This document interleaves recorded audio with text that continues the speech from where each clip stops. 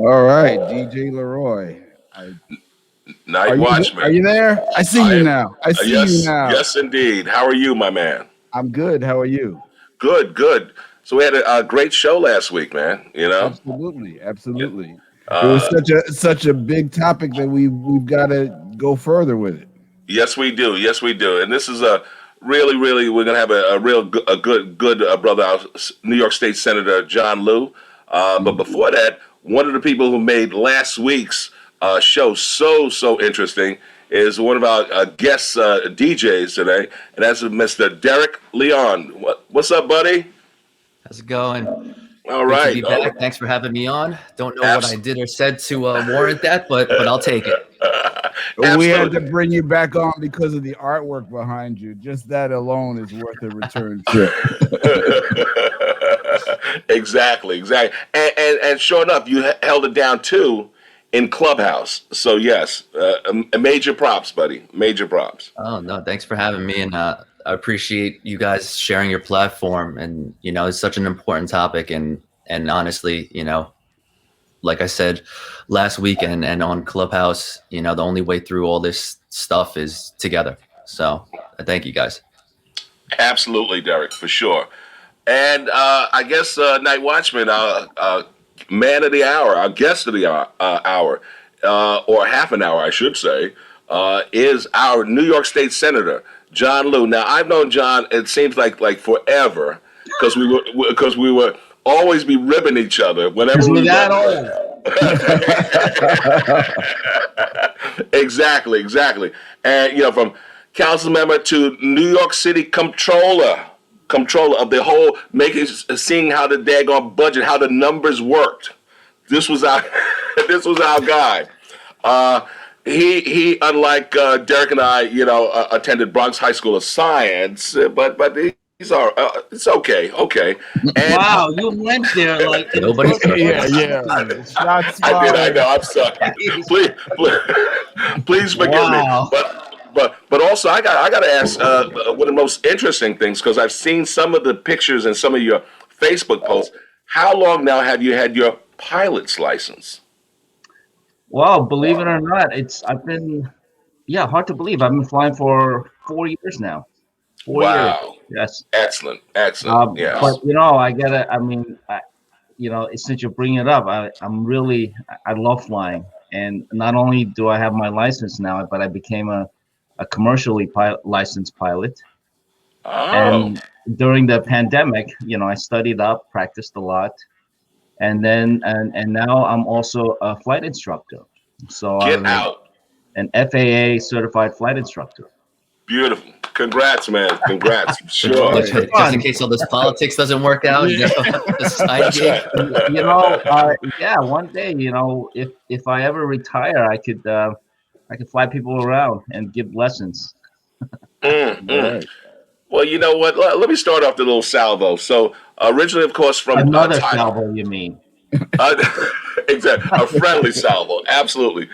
So knowing that your folks hail from Taiwan, what was the impetus to make them want to come to the States? That's a great question. Wow, people haven't asked me that for a while. My dad came to the United States. He was sent by his bank. He worked for a bank. He was the first person in our family to go to college. Did very well, did his military service, and came back. And in Taiwan, everybody takes tests. Just take tests every single year of your life practically. And he took a test and got into the Bank of Taiwan. Was on a really fast track there, and they sent him to New York to get his master's in business administration. Nice. At what school? At LIU, of course. Oh wow! Long University. So,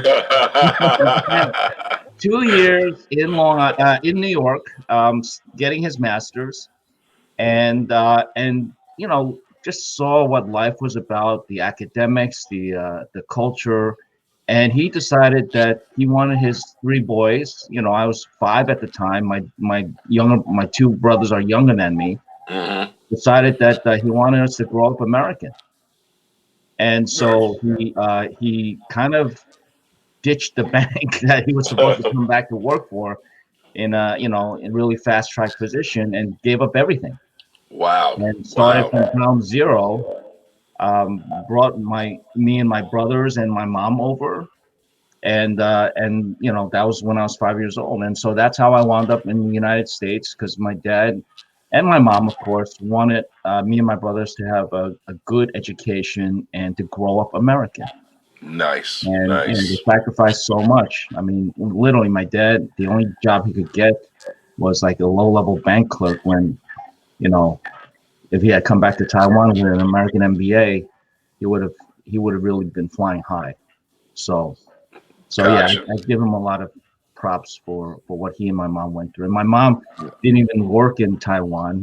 She was the wife of a bank manager, and came here. She had to go work in a sweatshop. Meat. Yeah. Wow. Gotcha. And he wanted us to be American, so my dad, he needed 3 names really fast. And he was a big Kennedy fan. So you know who I'm named after. I got 2 younger brothers, Robert and Edward. Oh, wow! They really went for the whole American dream. Yeah. See, one thing I definitely got to say, that this interview is literally going to be bringing me some new information I never knew, John. So thank you. So, Derrick, take it away. Oh, what up, Derrick?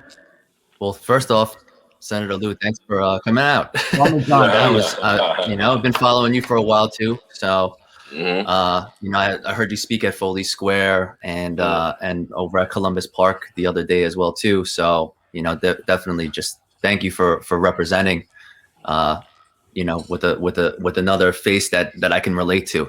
So I really appreciate that, and you putting yourself out there. It takes courage and skill. So, thank you. Although the Watchman and DJ LeRoy, they're not bad-looking guys. Okay. Well, thank you, Senator. Right. Now I promise to go very lightly on you. Okay. He's got those smooth politician skills. It was seamless, man. Yes. But let's jump into the topic. We want to talk about what's been going on with Asian American violence, and it's a complex subject.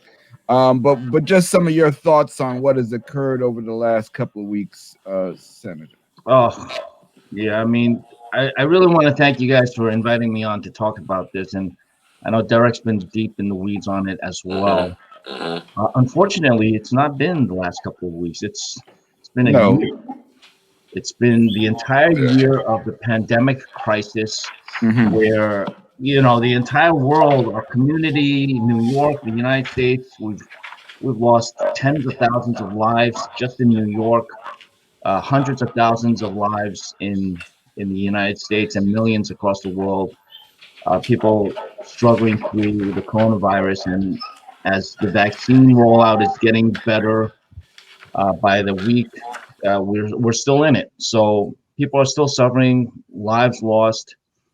But for Asian Americans, during this entire crisis, we've been dealing with, I can't even say a rise in hate and bigotry. It's been an onslaught, really. Like the number of incidents that have occurred across the country, and especially in New York, of all places. It's just, it's mind-boggling. The everything from, stupid comments like don't sit next to me, I don't want to get COVID. Having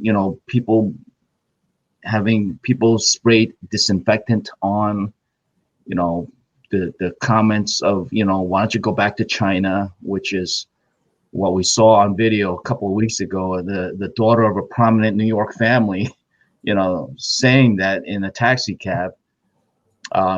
Maura Moynihan, the daughter of the late senator, to so many videos of people being shoved so violently from behind, usually elderly people, multiple people slashed on subways. I don't know. There's so many incidents of a woman, an 89-year-old woman in Brooklyn being set on fire on the sidewalk.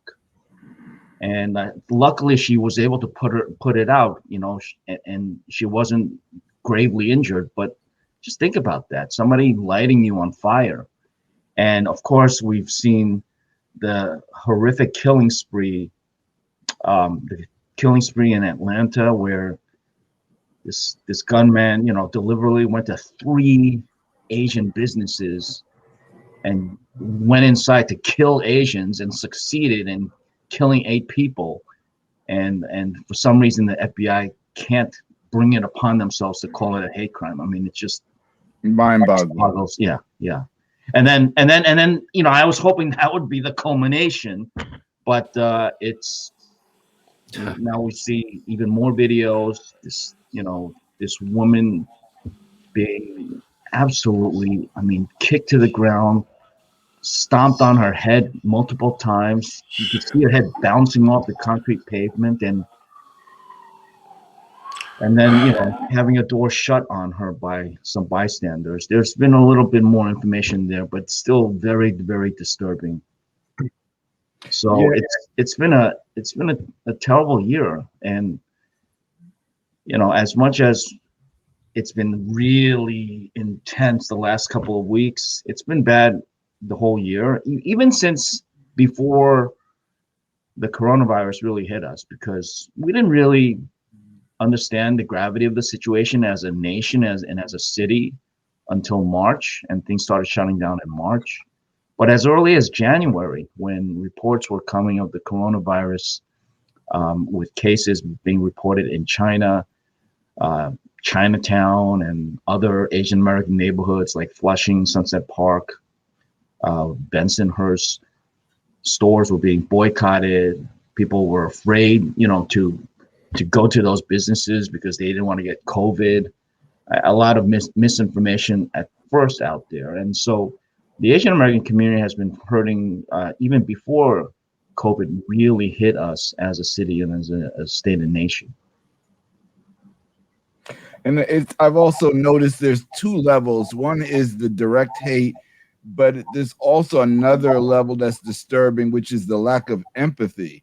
We talked about it in our last show, how in several of these situations, when someone was getting attacked, no one reached out to help them. People just kind of ignored the attack. It's kind of a call back to Kitty Genovese way back in the 70s, and it's really disturbing. And I'm not sure how we attack that problem. I mean, the hate is something that I think we can all kind of band together. How do we raise the level of empathy for all New Yorkers to look out for each other? And I'm not sure how we attach that. I know as a legislator, this is a tough one, because this is not something you can just write a law to solve. So I don't know what are your feelings on what our next steps could be? You're absolutely right. I mean, the lack of empathy or the downright disdain that is evidenced in some of these videos, it's really, really troubling. I started talking about before the woman being stomped. I think she could have died. Yes. She's laying there, and we saw the attacker walk away, and then we see this building, the building personnel walk towards the door that was open right in front of her, and I thought he was going to go outside and help her, and then to see him just nonchalantly shut the door. I mean, it's like, now afterwards, I've seen some more video about, exactly what happened there. They ultimately did go outside and help the woman. They said they called 911, although a news reporter said there's no record. They checked with the NYPD and there was no record of 911. I mean, there's some more information there, but just the video, just watching the video really makes you either makes your blood boil or like your fear really just gets so much more accentuated, because you see this helpless woman, no one helping her for some time. And I also mentioned briefly the response in Atlanta, when that killer took 8 lives, 6 of whom were Asian, but I think he intended all of them to be Asian. The sheriff seemingly excusing this guy who had just shot to death 8 people in cold blood. Yes, exactly. I mean, excusing him as if saying that the guy had a bad day. I mean, unbelievable. I'm sorry. I know you guys. It's okay. We'll edit it if we have to. And saying that he had some kind of sexual addiction, which Asian women suffer not only from racism but deep sexism. Yep. And that sheriff objectified and dehumanized Asian women even more. Yeah. And in one phrase, just like that. Yes, correct. Exactly.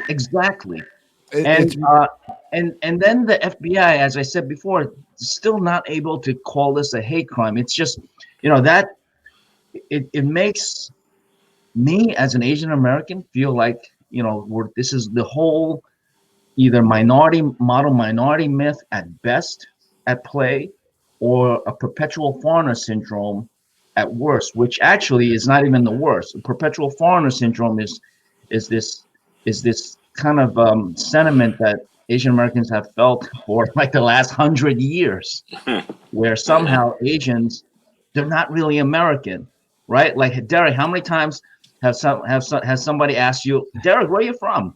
You could say, we talked about this on the last show as well too. It's not even the where are you from, it's the follow-up question. When I say I'm from New York, the follow-up question is always, where are you really from? Really? No, where you really from? And we all know that. It's impossible. Every time I got told that or asked that, either the where you're from, no, where you're really from, or why don't you go back to where you came from, or the my favorite, because it's actually a compliment, right? Derrick, you speak English really well. I mean, yes. I went to Stuyvesant. well, despite that, your English is still pretty good. Good one. I mean, one of the things I want to point out, Senator, and it's something, Derrick, that you brought up the last time. We talked about, of course, Vincent Chen, and I was looking through some documents, and I came across who killed Vincent Chen, and I remembered the case, but I hadn't realized that his murder sparked a national movement for Asian American rights, and that this would be the first time that Asian Americans were treated as a federally protected class by the DOJ. And so it then boggles the mind why as you said, Derrick, we have the receipts that still in Atlanta, this sucker has not been charged as a federally hate crime legislation. We haven't pulled that out. Why? What are your thoughts that this dude has not yet been charged like that, Senator? Well, on my thoughts, you said no profanities on that show. All right. I mean, literally, I don't understand why they can't call it a hate crime. It's a hate crime. This person acted out of hate for Asians. Went to 3 Asian businesses, went inside to shoot and kill Asians, and succeeded in killing 6 people, 6 Asian women, 2 other people, but I think he wanted to kill only Asians. You mentioned the Vincent Chen, which was really like a turning point for Asian Americans in this country, and you cited the ultimate outcome, but it took a lot to even get to that point, because this, number one, this father and son duo who baseball batted Vincent Chen to death. I mean, they killed him with baseball bats. Yep. They were caught, and what was their punishment? They were fined $3,000. You said $3,000, right, Derrick? Yes. Yep. $3,000. They clubbed a man to death. Goddamn. And they were fined $3,000. So the killing itself was outrageous, but I dare say that it was the government response that really called Asian Americans to arms all over the country. And that led to so many other actions, organizations, people organizing, both on the civil front and the legal front. And that ultimately got us the recognition and protection that you talk about, Curtis.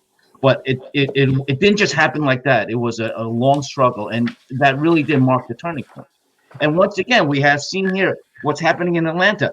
The killing spree is horrific enough, but so far, the government response, the apology, and almost like an official apology for the killer, and not recognizing this crime as it should be, it's another jab in our eye from an official source. So and there's so many other examples I can cite, but this is, I think what's happened with the Atlanta killing spree is as horrific as it was. I mean, things can get really terrible. I always try to find something good that comes out of even the worst possible occurrences.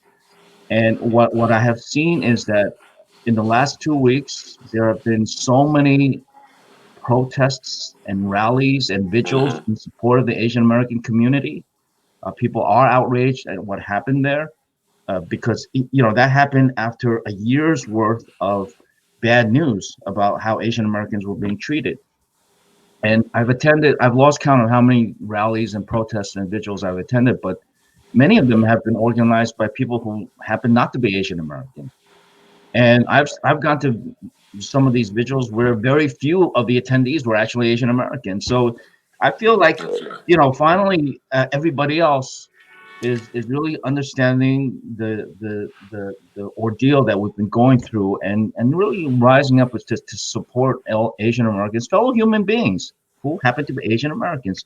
And at the beginning, you guys mentioned, at the beginning of this program, you guys mentioned, what can people do? I think just seeing so many people attend these kinds of rallies and speaking up, everyone from elected officials to community leaders, clergy leaders, it's, to me, that's been like a really a source of comfort. And yeah, I mean, it's been good, and it reminds me of last summer when we were all in all the Black Lives Matter marches. I mean, I was personally gratified to see in many of the marches that I was in, many of the people were not African American. Yeah. They were, it was a lot of young people for sure, and there were a lot of, I think most of the marches, like through downtown Brooklyn and over the bridge, the vast majority of the people are not African American, and it just, that just made the movement so much more stronger and meaningful. And it's kind of like the same thing happening right now in support of the Asian American community.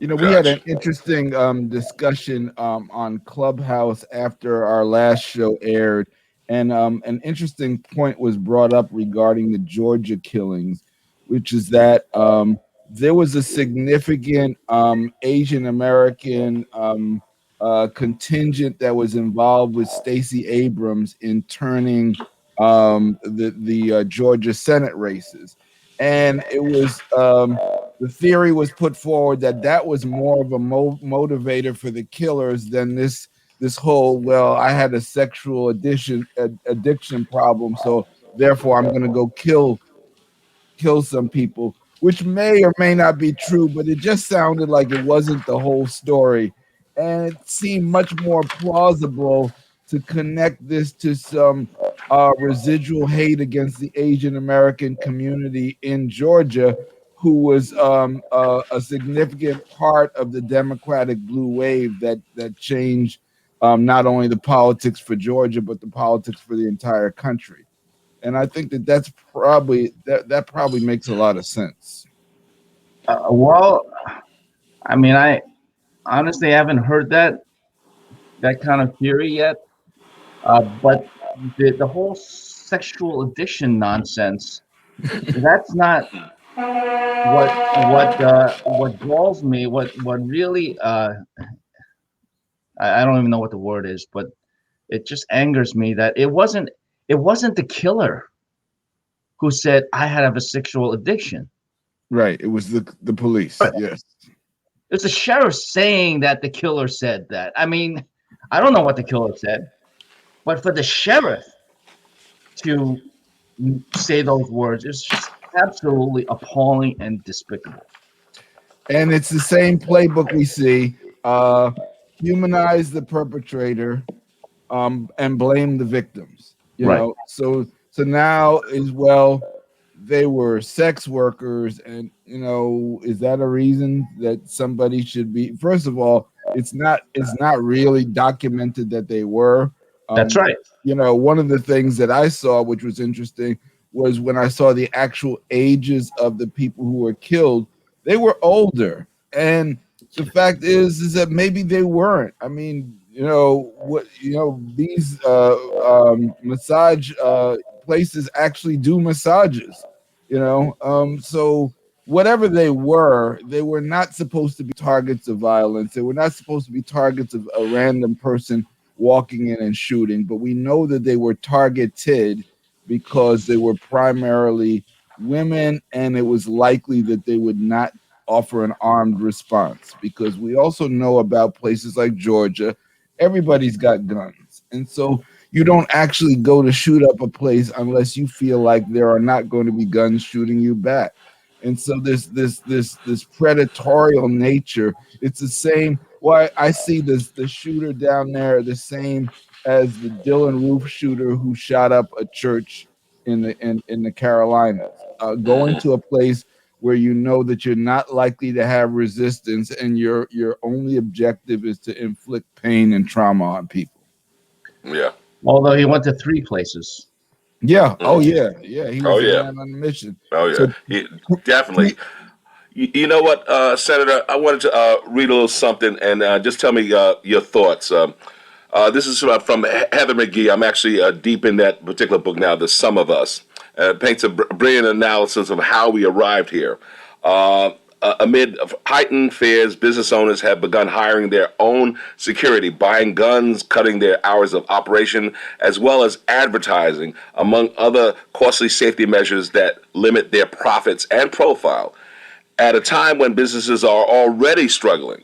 According to Asian American Chamber of Commerce and other business organizations, what are your thoughts in terms of what's happened because of these acts of violence? What are Asian American business owners doing about it to confront this? Well, you cited some of the reports of what Asian American businesses are doing. We know of some very clear cases where Asian American business owners are shutting down early, asking their employees to get home, before it gets too late. There's a very well-known and actually one of my favorite noodle places in New York City, Xi'an Foods. They've done exactly that. There have been news reports about how they've done that. Other business owners, maybe not as visible, but they've done the same thing. So business owners are taking things into their hands. I'm hoping in New York, not going out and buying guns and hiring armed security, but at least, making sure that their employees are more aware and taking the precautions to get home safe. Excellent. Derrick, what you got? Yeah, I mean, so I think we can all agree what the catalyst was for this recent uptick.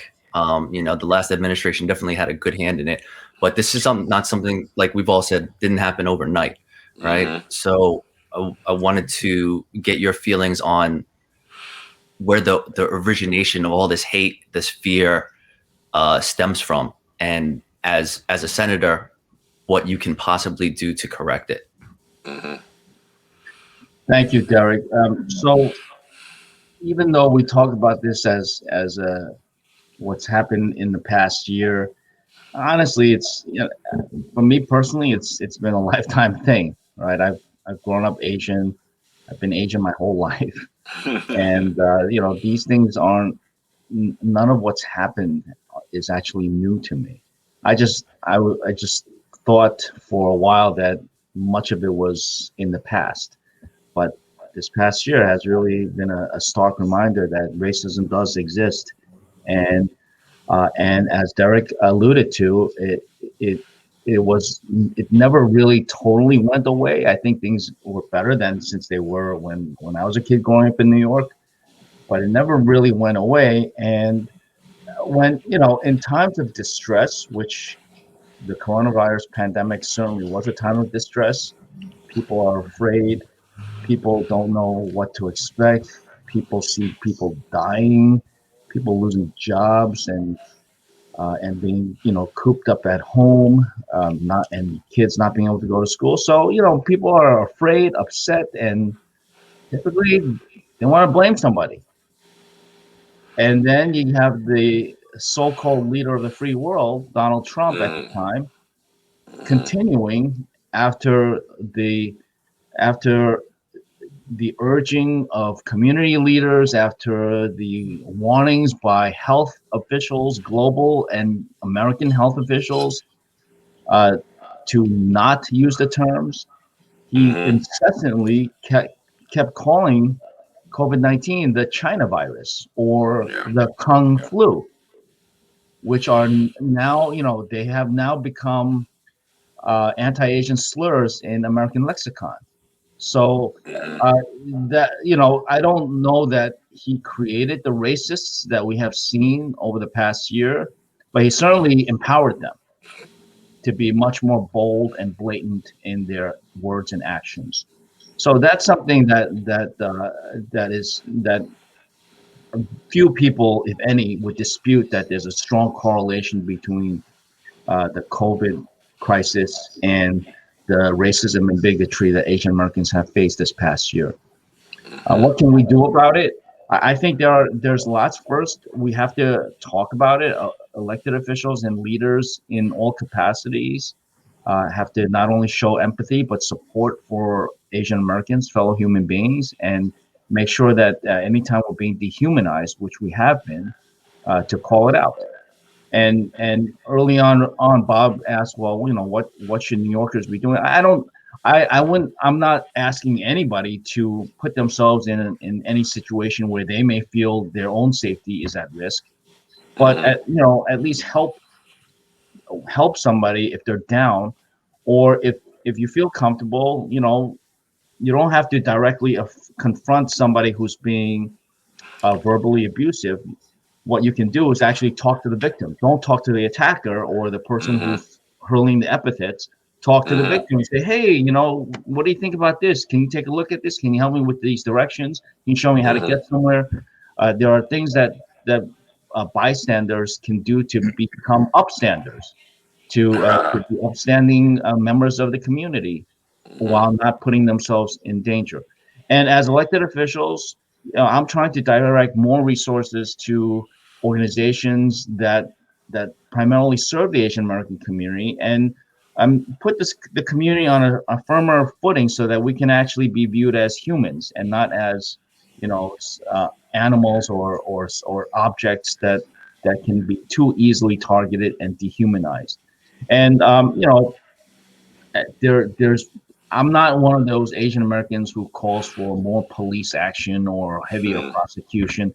I don't, the NYPD announces undercover officers. I mean, how many more undercover officers do they really have? And you're going to put one on every corner? Or, I mean, I don't know how effective that's going to be. I think there are bigger and more macro type actions that the government can take. Okay. One of the things, Senator, that I was also thinking about is the fact that we know that we have these conservative senators that we're talking about, let's say, do not, under any circumstances, teach, let's say, 1619. All right?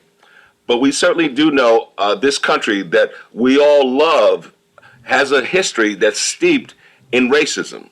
So now, in terms of the stuff that has affected Asian Americans directly, from the massacre in Los Angeles in 1871, or let's say the Page Act, are those particular things that, in terms of the curriculum that should be taught to young people, black, white, Asian, you name it, should that be included in the regular curriculum of schools? Talking about. Go ahead. That is a great point, and in fact, that is something that legislators all around the country are starting to engage in. Whether our curriculum, what we teach kids in our public schools in New York and across the country, give the diversity of our nation and the history behind that diversity enough pages. You look at African American history, which is actually American history. It's been so sidelined or marginalized. I think the 1619 Project is clearly one of those things that elected officials and policymakers need to pay very close attention to. You look at Asian American history. Most of it is one paragraph in an entire American history textbook, and it credits Chinese workers with finishing the railroad, not even building the railroad, but just finishing the railroad. And every so often you might see a reference to when people say "not a Chinaman's chance," that actually refers to railroad workers being lowered into mountainsides to plant dynamite, and many of them not actually making it out before the dynamite exploded. So wow. There's a lot of history that gets whitewashed. I mean, literally whitewashed, if you know what I mean. And we need to change that. So that's definitely something that policymakers and lawmakers can be more assertive on. Absolutely. And as a senator yourself, is there any concrete policies that you're working on right now that's going to address that educational portion of the issue?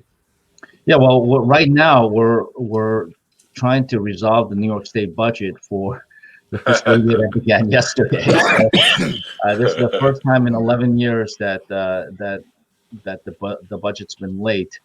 But I expect that will be resolved. All the issues will be resolved within the next couple of days. And one of the issues is funding for Asian American organizations, from an education aspect to social services to preventing hate crimes. So it is something that in the very near term, like the next couple of days, we will have some resolution on. But the discussions with the state education department and some of the larger issues are, they are really going to be discussed over the course of the remainder of this year. Gotcha. One of the things, Senator, I have to ask, what was your impetus for getting involved in public service? Because you've been there, you've been a stalwart. As a matter of fact, I did tell you one of the things I was really disappointed was the fact that you did not run for mayor. You were my guy. So I did run for mayor, Curtis. But for a minute, but you went out. You went out, man. Come, I did run, but people wanted De Blasio. So congratulations. I'm sorry. I didn't do that. Well, you set him up for that one, but that was a great comeback because exactly. Looking back, I think New York made a mistake. Well, yeah. Look, I appreciate that, Bob, but I mean, the people are the carrier of the wisdom, the collective wisdom, and they made a choice, and I respect that. Okay. But how I got involved, I mean, I never studied politics or government. I don't want to feed into stereotypes here, but I majored in mathematical physics. So that's what my degree is in. And I was a manager at a company called PricewaterhouseCoopers, and I wasn't a political person. But one day, I was on the way to work and reading the newspapers, and reading about how my New York City council member, characterized Asians as colonizers, never looking to assimilate, always looking to invade. Wow. And that Asians are nothing more than rude merchants, illegal aliens, and criminal smugglers. Wow. Exact words, fellas. I kid you not. And I mean, I never forget those words. They were on the front page of the Times, March 31st, 1996. Yeah, I'm that old. So Wow.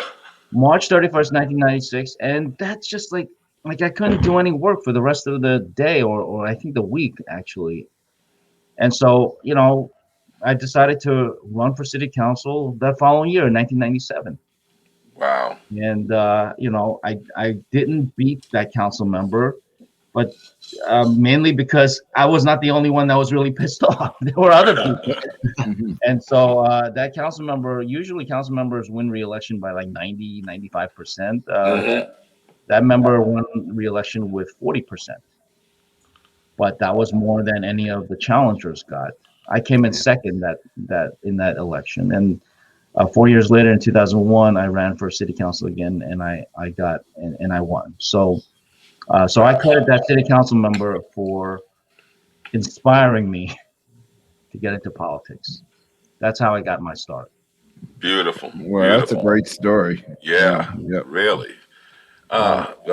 So what was tell me about your time as comptroller in terms of some of the issues that you faced, especially under the Bloomberg administration, who had the grand plan of Plan NYC. What were some of your challenges dealing with his administration? Well, it was not easy to go up against that billionaire who always had his way. I mean, look, part of the job of being comptroller is being the guy to say no. That's just what the job is about. Not allowing whoever the mayor is, or it's not just in New York City. The state of New York has a comptroller too, Thomas DiNapoli. Most states have a comptroller, and the larger cities do have a separately elected comptroller as well. So it's a real check on the executive, because the legislative bodies are also checks on the executive branch. But in particular, some of the executive powers that the executive, meaning the governor or the mayor, those powers are pretty extreme. So the comptroller says no on some of those items. Either doesn't want to make certain payments because they're probably inappropriate, or doesn't want to sign off on certain contracts, and audits the agencies that are generally commissioned and hired by the executive. So, it was it's hard to say no to Bloomberg, but it was my job.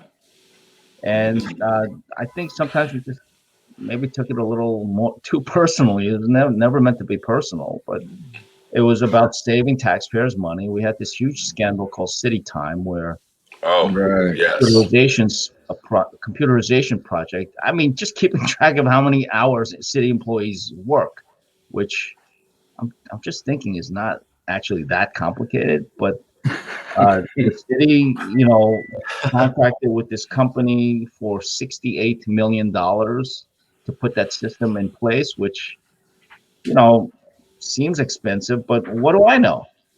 They signed the contract. But the problem is that by the time I took off as a comptroller, the city had already paid more than $700 million Wow. for a project that was supposed to cost $68 million. And it was a lot of controls that were thrown out the window, and it was just a really, really mismanaged job. So that was one of the things that early on we butted heads. I think it was in week 2 term as comptroller, and just many other types of things that I disagreed with. Things like the Trump golf course in the Bronx. Oh yes. Right, this golf course that used a lot of taxpayers' money, $197 million of taxpayers' money to help Donald Trump build this world-class golf course in the Bronx. Yeah. I was the only one who said no, but the Mayor Bloomberg controlled the vast majority of the votes on the franchise commission that approved that deal for for that golf course. So the Trump links. I said no, but and that was, that also I remember one of the calls that I got from the Donald shortly after I tried to stop the deal. Why not? He called me and said, I'm trying to do something good for New York. This is going to be a world-class PGA golf course right here in New York City, and in the Bronx, no less. Don't you think that's good? I said, Donald, I think it's great. I think it's great you're doing that, but we can't be spending $197 million of New York City taxpayers' money on a golf course that 99.9% of New Yorkers will never be able to afford to use. So he didn't understand it. He was all pissy on that phone call.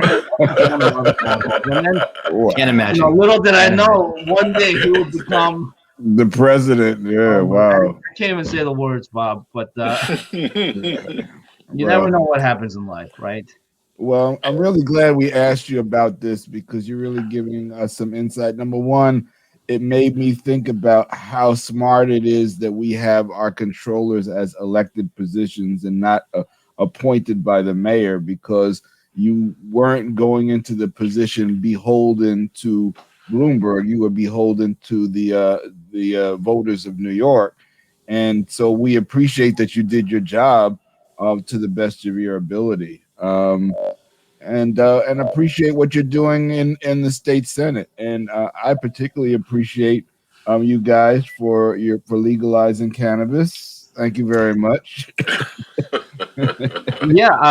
By the way, when I was running for mayor in 2013, I proposed legalizing marijuana. Marijuana. And I think some of the newspapers said I must have been, I forget the exact words that they used. Basically said that I must have been high on something. Wow. But they, I was the only one. Everybody else was against it. And then I remember the Channel 7 debate during the mayoral campaign. They went around, asked all the candidates when was the last time they smoked pot. And everyone had an answer. De Blasio answered, Quinn, Bill Thompson, and I was the only one who actually never tried it. I felt like a total geek. I never had tried it, and I still have never tried it, and I don't ever intend to do it. But for a lot of reasons, from a social justice aspect to a medical and scientific consistency. I mean, for a lot of reasons. Not really revenue. Revenue is like the last reason why we should be legalizing it. But I'm glad we did it finally after all these years. And it seeks to, and we can use the revenues, even though it's not the main driver behind it. We can use the revenue to correct some of the historical injustices by making sure that economic opportunities to communities of color are generated in the process. That's a good one, yes. Especially meaning that we've heard that some of the ones that are currently doing, the big companies doing medical, are going to just have a real easy time. I think there are strong provisions in the laws so that it doesn't just become another corporate monopoly or oligopoly, and actually provides economic opportunities to communities of color. Gotcha. Well, that's good. So, Night Watchman, we've actually had the senator here longer than we thought. Yes, indeed, we did. So we definitely guys. But I actually have to get on at 11. I have to get on a meeting soon. So okay, well we can wrap up here. But I wanted to thank you for your service. Yes, and enlightening us into the process, because we know nobody wants to know how the sausage is made, and I think that's an appropriate analogy for the legislative process. But with so many things, you fight these fights and you look to try to get good outcomes, and we appreciate your service on the city council as controller and as state senator.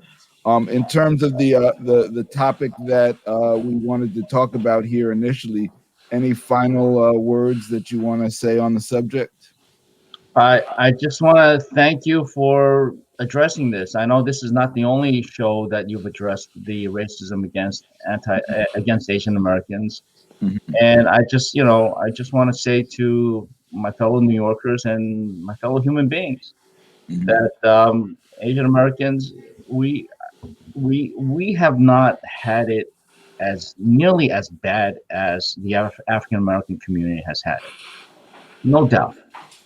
But there's some serious stuff that we've been through also and continue to go through, and the tremendous amount of support that we've gotten specifically from the Black community. Many of my electeds having their own rallies and press conferences denouncing the hate against Asian Americans. Church pastors who have even Reverend Al Sharpton, who has made such strong statements condemning the violence and bigotry against Asian Americans. I mean, I just I'm gratified for all of that, and I know we'll continue to see the solidarity between the African American and Asian American and Latinx communities, and all BIPOC communities. Absolutely. I would definitely like to say that I also enjoy that. I haven't done it in a little while in terms of your positions at the conference in February. And that's always been a real good thing to find out these particular communities of color. Yes, exactly. Yes. To see how they're doing. So I thank you for your input, continued input on those spaces. Derrick, you have any closing comments, man?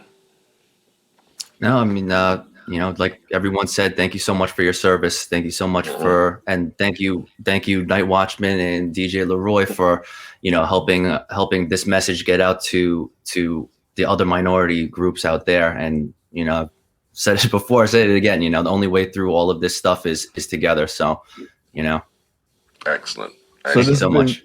Soul Lounge Primetime on WHCR 90.3 FM. We also stream on YouTube, and you can also join us usually after our shows on Clubhouse for a conversation about our conversations. So thank you for joining us. God willing, we're back again next week, and I believe next week we will be talking about the legalization of cannabis in New York. What are the impacts? What does it mean for business? What does it mean for medicine? And so keep it tuned to us, and thank you for being here. Yeah. Senator, thank you, my man.